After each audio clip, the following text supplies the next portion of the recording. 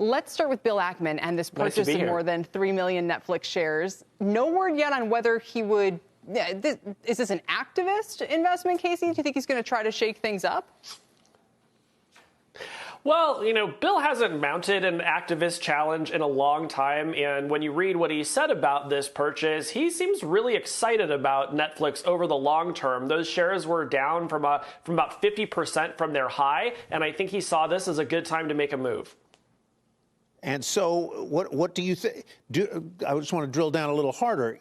When he makes a move, often it is not just a buy and hold kind of move. What do you sense he might be up to, if you sense anything?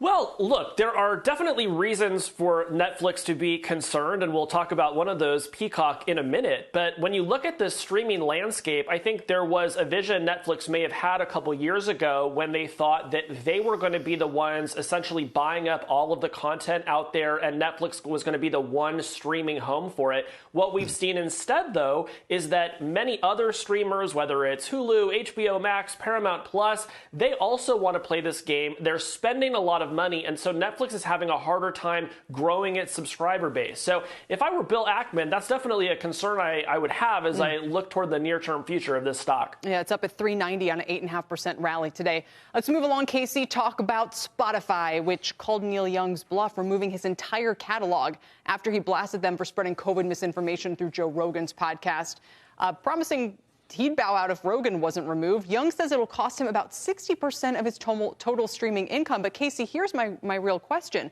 What does Spotify do if Taylor Swift is next?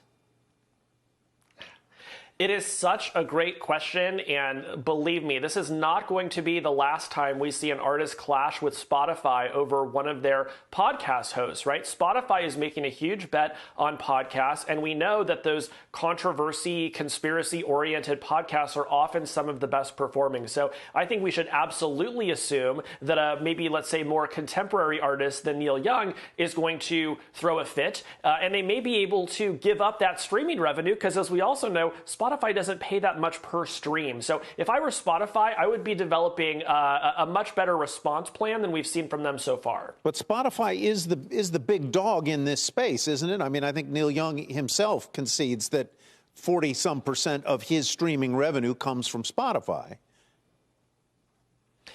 That's true, but keep in mind, artists are typically only making fractions of a penny per stream there, and much of that is going to their record labels. So I think you're going to see more artists willing to make a stand here. Artists are often quite political by nature, and they increasingly have more ways to make money directly from their fans and may not need streaming revenue as much as a Spotify would be counting on. Spotify shares down 2% today as they weigh all of this, Casey. Okay, so let's circle back. You mentioned Peacock a moment ago. Comcast just revealed plans to double content spending on it as the streaming arms rate heats up. It's our parent company, of course. What does it say to you? Look, what this says to me is that there are any number of big players out there who still think they can build a scaled-up streaming business, and they're willing to spend big bucks to get it, right? This is the problem that Netflix had. I think a few years ago, they didn't think they were going to be in this position. They thought Comcast would want to just sell a bunch of stuff to them. Now they have to compete with them directly. Then again, if you're working on the Peacock side, you're in for a very long battle here up against some really entrenched opposition. So I think we're heading into the trench warfare years for the TV streamers.